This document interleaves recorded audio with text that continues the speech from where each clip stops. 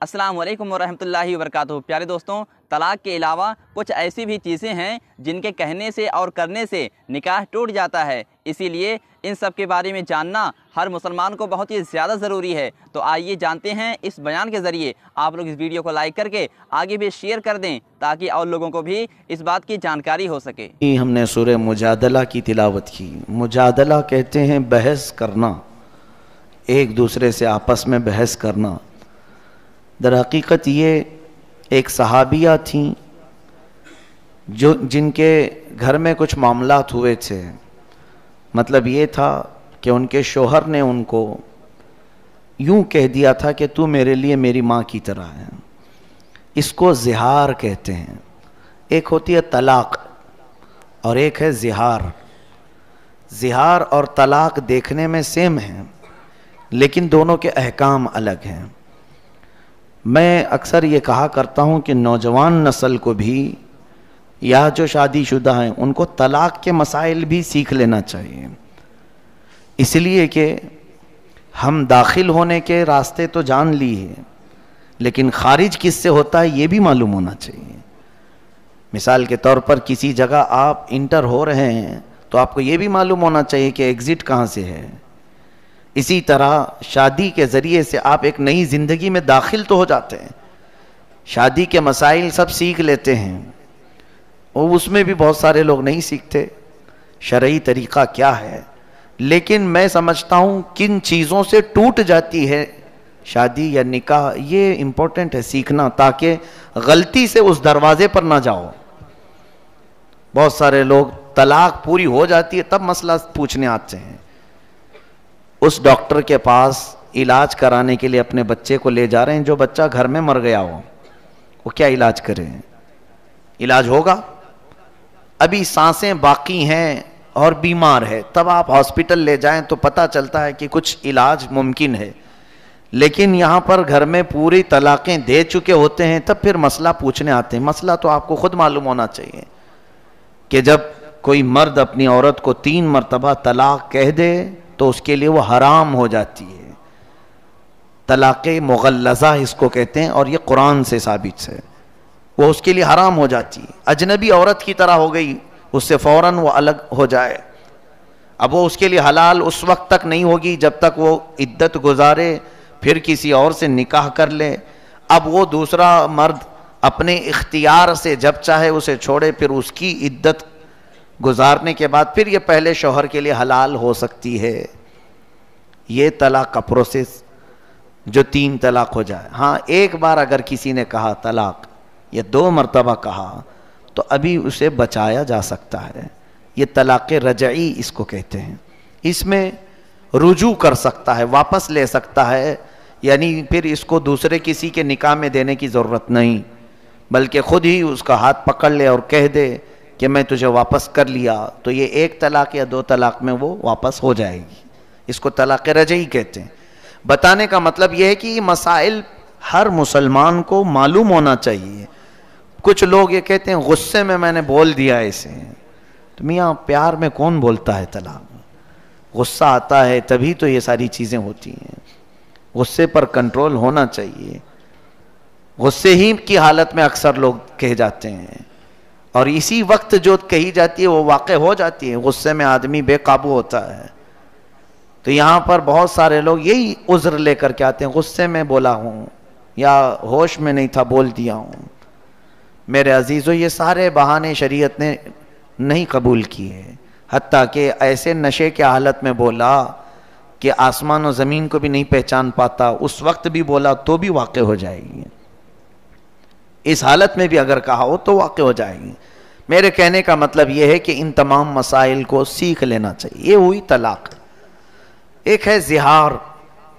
جو عورتیں تم پر حرام ہیں، مثال کے طور پر تمہاری ماں، بہن، بیٹی، یہ آپ کے اوپر حرام ہے نا، پھوپھی، خالہ، یہ آپ کے لیے ابدی حرام ہے، ہمیشہ کے لیے حرام ہے، ان سے نکاح نہیں کر سکتے تم۔ ماں سے کوئی نکاح نہیں کر سکتا، بیٹی سے، سگی بہن سے، یا پھر اپنی پھوپھی سے یا خالہ سے کبھی بھی وہ زندگی بھر نکاح نہیں کر سکتا۔ ان کو محرمات ابدیہ کہتے ہیں، یعنی ہمیشہ کے لیے یہ عورتیں تم پر حرام ہیں، نکاح کے لیے حرام ہیں۔ اب ان عورتوں کے ذریعے سے آپ نے اپنی بیوی کو مشابہت دے دی، ان کی طرح کہہ دیا. اپنی بیوی کو کہا کہ تو میری پھوپھی کی طرح ہے، تو میری خالہ کی طرح ہے میرے لیے، یا میری بہن کی طرح ہے. یا پھر ایک عضو کو بھی کہہ دیا کہ تیرا پیٹ یا تیری پیٹھ یا کوئی حصہ میری ماں کی طرح ہے، تو اس کو کہتے ہیں زہار. وہ عورت تم پر حرام ہو گئی، طلاق نہیں ہوئی لیکن وہ حرام ہو گئی، اب تم اسے چھو نہیں سکو گے. یہ زہار ہے. اس کے مسائل ابھی آئے نہیں تھے. ایک صحابیہ کے ساتھ ایسا ہوا. عمر دراز خاتون تھی، ان کے شوہر بھی صحابی رسول ہیں. دونوں میں کچھ تکرار ہوئی گھر میں، تو شوہر نے کہہ دیا کہ تو میرے لیے ماں کی طرح ہے. تو وہ روتے ہوئے باہر نکلی اور آئی حضور صلی اللہ علیہ وسلم کے پاس کہ آقا اس مسئلے کو بتائیں، اتنی عمر ہو گئی، بڑھاپا آ گیا، اب جا کر میرے شوہر نے مجھے ایسا کہہ دیا، کیا کروں؟ نبی کونین صلی اللہ علیہ وسلم نے کچھ نہیں بتایا، خاموش رہے، کیونکہ ابھی مسائل آئے نہیں تھے، ابھی کوئی حکم اس مسئلے کے بارے میں آیا نہیں تھا. تو وہ باہر نکلی اور زور زور سے بحث کرنے لگیں اپنے شوہر سے یا کچھ، کہ میرا مسئلہ معلوم ہو جائے، کیا کروں، میں گھر میں رہوں یا باہر جاؤں. وہ چلا رہی تھی. تب اللہ تبارک و تعالیٰ نے جبرائیل امین کے ذریعے آیت نازل فرمائے، قد سمع اللہ قول التی تجادلک فی زوجہا وتشتکی الی اللہ. اللہ نے اس عورت کی بات سن لی جو اپنے شوہر کے بارے میں آپ سے بحث کر رہی ہے اور اللہ کی بارگاہ میں شکایت کر رہی ہے کہ میرا مسئلہ واضح کیا جائے. واللہ یسمع تحاورکما ان اللہ سمیع بصیر. اللہ نے آپ دونوں کی گفتگو کو سن لیا ہے اور اللہ سمیع و بصیر ہے، سنتا بھی ہے، دیکھتا بھی ہے. اب آگے مسائل اللہ نے نازل فرمائے. الذین یظاہرون منکم من نسائہم ما ہن امہاتہم ما ہن امہاتہم، یعنی وہ تمہاری مائیں نہیں ہیں، لیکن اگر تم نے ایسا کہہ دیا تو یہ غلط کیا تم نے، غلط کیا تم نے. اب کیا کرے؟ اللہ تعالیٰ فرماتا ہے والذین یظاہرون من نسائہم ثم یعودون لما قالوا فتحریر رقبۃ من قبل ان یتماسا. ایک غلام کو آزاد کرنا ہوگا جس نے بھی ایسا کہا ہے. غلامی کا زمانہ تو اب ہے نہیں، پہلے غلام ہوتے تھے، ایک غلام آزاد کرو، اب یہ پھر تمہارے لیے حلال ہو جائے گی. نہیں ہے اگر، آگے سنی آیت اور بھی اللہ فرماتا ہے فَمَن لَّمْ يَجِدْ فَصِيَامُ شَهْرَيْنِ مُتَتَابِعَيْنِ مِن قَبْلِ أَن يَتَمَاسَّا. جس کے پاس غلام نہیں ہے تو پھر وہ کنٹینیو 2 مہینے روزے رکھے، تب جا کے وہ تمہیں حلال ہوگی. 2 مہینے مسلسل روزے رکھے، ایک بھی اگر بیچ میں چھوٹ گیا تو پھر اثر 9 رکھے. 60 روزے رکھنا ہوگا. شہرین متتابعین، اللہ نے فرمایا 2 کنٹینیو روزوں، 2 مہینوں کو روزے کی حالت میں گزارنا ہوگا، لیکن اتنے دنوں تک عورت کو چھو نہیں سکتے، وہ تمہارے لیے حرام ہے. اب یہ بھی اگر کوئی نہیں کر سکا 2 مہینے کے روزے، آگے رب تعالیٰ فرماتا ہے فَمَن لَّمْ يَسْتَطِعْ فَإِطْعَامُ 60 مسکینا. تو 2 مہینے کے روزے نہیں رکھ سکتا تو 60 مسکینوں کو کھانا کھلائے. وہ ایک ٹائم پہ کھلائے یا ایک مسکین کو 60 دن کھلائے، دونوں صورتیں ہیں. اب یہ 60 مسکینوں کو کھانا کھلانے کے بعد پھر تمہاری بیوی تمہارے لیے حلال ہوگی. طلاق کا پروسیجر الگ ہے اور اس کا الگ ہے. یہ زہار کہتے ہیں. یہ زہار کے مسائل شروع پارے میں ہی بیان ہوئے، لیکن خبردار اے میرے عزیزو، کچھ لوگ یہ زہار کو یا طلاق کو گالی سمجھتے ہیں. گالی دینا یعنی عورت کو کیوں بھائی طلاق کیوں کہا؟ گالی دینے کے لیے کہہ دیا. یہ گالی نہیں، گولی ہے، نکل جاتی ہے. گالی اس طرح سے نہیں ہوتی، اور در حقیقت اسلام میں گالی حرام ہے. ہاں، ڈانٹنے کی نیت سے تم کچھ اور الفاظ استعمال کر سکتے ہیں، اس کو کسی بھی طرح سے آپ ڈانٹ سکتے ہوں تو دوسرے الفاظ میں ڈانٹیں، لیکن یہ الفاظ طلاق کے یا زہار کے ہرگز نہ بولیں. کبھی بھی اپنی عورتوں کو کسی نے اگر یہ الفاظ استعمال کر لیے کہ تو میرے لیے میری ماں کی طرح ہے، میری بہن کی طرح ہے، میری بیٹی کی طرح ہے، تو میرے لیے میری پھوپھی کی طرح ہے، میری خالہ کی طرح ہے، تو یہ الفاظ جو ہیں زہار کے ہیں، عورت اس پر حرام ہو جاتی ہے. پھر اگر حلال کرنا ہے واپس اپنی عورت کو تو کنٹینیو 2 مہینے کے روزے رکھے، یا تو پھر 60 مسکینوں کو کھانا کھلائے، تب وہ عورت حلال ہوگی. تو اس سے اندازہ کیجئے کہ ہمارے یہ خانگی جو مسائل ہیں، ازدواجی زندگی کے جو مسائل ہیں، یہ سیکھنا کتنا ضروری ہے. کیا ان مسائل سے سارے لوگ واقف ہیں؟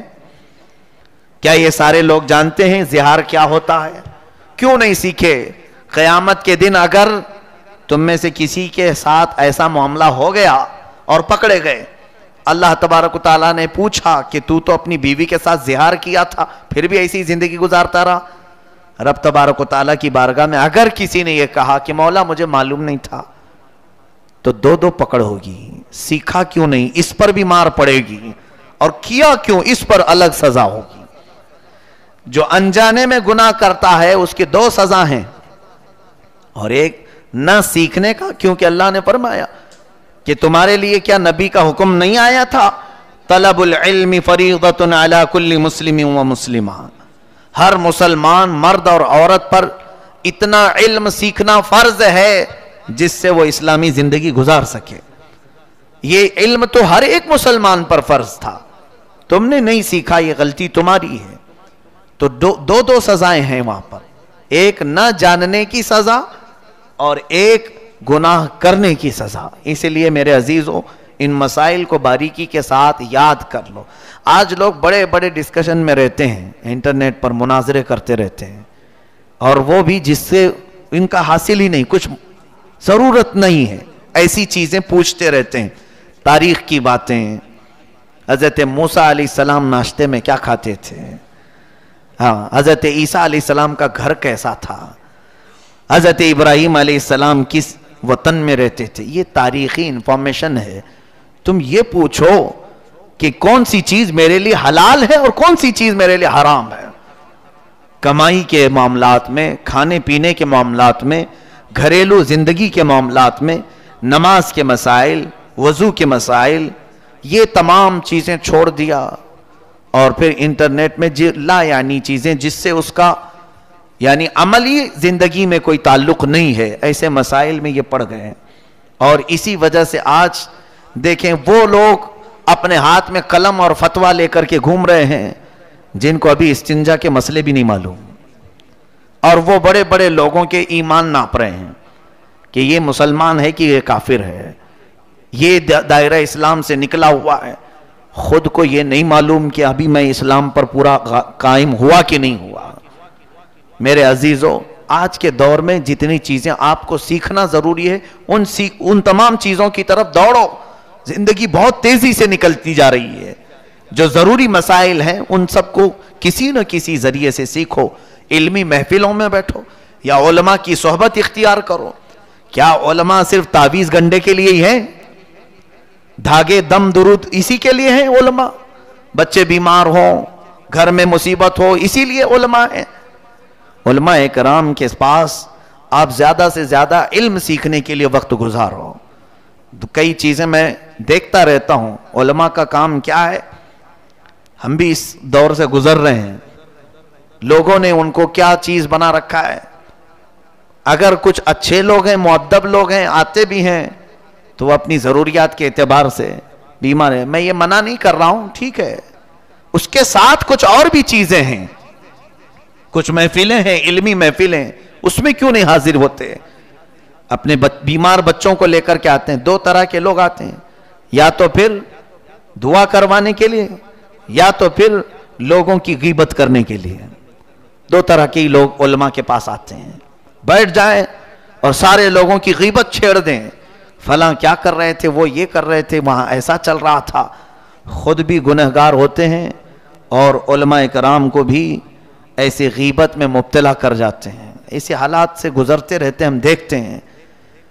میرے عزیزو، یہ علم سیکھنے کا موقع آپ کے پاس اگر مل گیا ہے علماء کے ذریعے سے تو زیادہ سے زیادہ حاصل کر لو. سیدنا امیر حمزہ رضی اللہ تعالیٰ عنہ، سیدنا عمر فاروق رضی اللہ تعالیٰ عنہ فرماتے ہیں کہ ہم کو سورہ بقرہ سیکھنے میں 12 سال لگ گئے. 2.5 پارے کی سورہ ہے. کون؟ امیر المومنین عمر ابن خطاب رضی اللہ تعالیٰ عنہ. سورہ بقرہ سمجھنے، تفہیم، اس کی تمام چیزوں کو معلوم کرنے میں مجھے 12 سال لگ گئے. اور خود میرے آقا صلی اللہ علیہ وسلم سورہ ہود کے بارے میں فرماتے ہیں کہ سورہ ہود نے مجھے بوڑھا کر دیا.